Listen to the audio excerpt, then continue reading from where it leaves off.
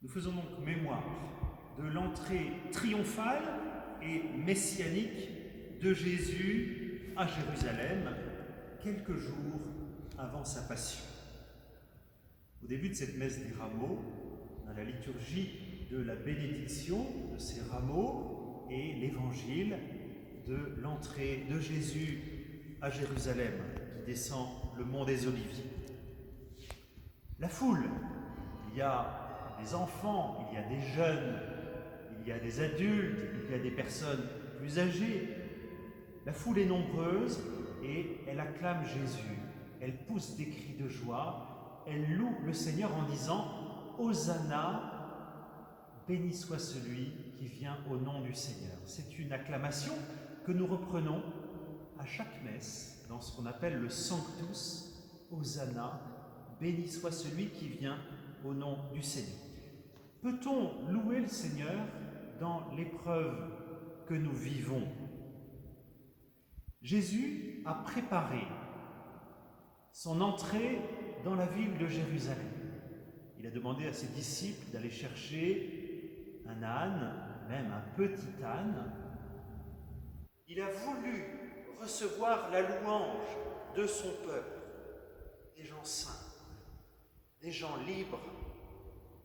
Dans beaucoup de psaumes, on trouve en même temps la supplication et la louange. La supplication et l'action de grâce. À chaque messe, on fait mémoire de la mort de Jésus et de sa résurrection.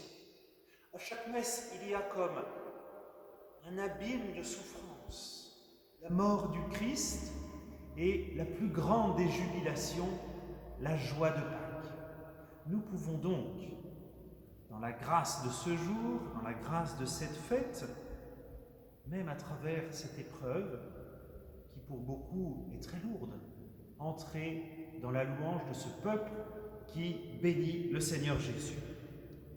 On peut louer le Seigneur pour sa bonté, pour sa beauté, pour sa tendresse.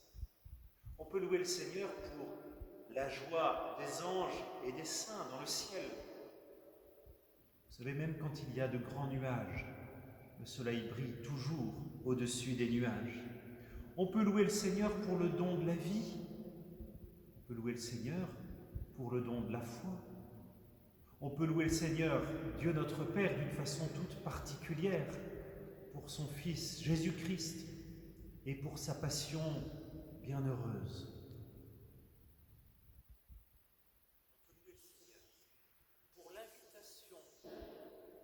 À nous convertir dans ce temps d'épreuve. C'est ce qu'a fait Pape dans le temps de prière qu'il a eu à Saint-Pierre il y a quelques jours. Il nous a dit « Ce temps est le temps du choix de Dieu ». Nous pouvons louer le Seigneur pour tout ce qui se vit de grand en ces temps parmi nous. La louange purifie notre foi. La louange purifie notre regard sur Dieu, sur le monde, sur notre prochain. La louange fortifie, la louange pacifie, la louange réjouit. Et nous avons le droit à cette joie qui nous vient de Dieu. Souvent le pape nous le dit, ne vous laissez pas voler votre joie. Alors c'est une invitation à louer Dieu de tout son cœur par des cantiques, par des hymnes, par des paroles et même par des gestes que nous allons faire dans cette procession du jour des rameaux. Mais en même temps que c'est une invitation à louer Dieu, je crois que c'est aussi une invitation à nous bénir les uns les autres. Dans ce temps de confinement, marqué par une proximité très forte, imposée, cette proximité peut être difficile pour certains. Pour d'autres, c'est le temps des rapprochements avec des parents, avec des amis un peu plus lointains. Et je voudrais nous inviter à choisir la bénédiction. C'est une invitation que le Seigneur nous fait dans sa parole. Une bénédiction, c'est-à-dire dire du bien, faire le bien. une invitation à la bénédiction en parole, en nous disant du bien. Et je pense particulièrement aux familles, aux époux, aux parents vis-à-vis des enfants, aux enfants vis-à-vis de leurs parents, et puis aussi à poser des gestes de bénédiction, et même très concrètement à nous bénir les uns les autres. Je voudrais inviter les époux à se bénir l'un et l'autre. Je voudrais inviter les parents à bénir leurs enfants. Et vendredi dernier, vendredi 3, dans un très beau message vidéo, le pape nous invitait à poser des gestes de tendresse les uns envers les autres. Alors, laissons la louange monter de nos cœurs et osons entrer dans la bénédiction les uns envers les autres par la parole, mais aussi par des gestes de bonté. Amen. Gloire à toi, Seigneur notre chef et notre roi. Gloire à toi, Seigneur notre chef et notre roi.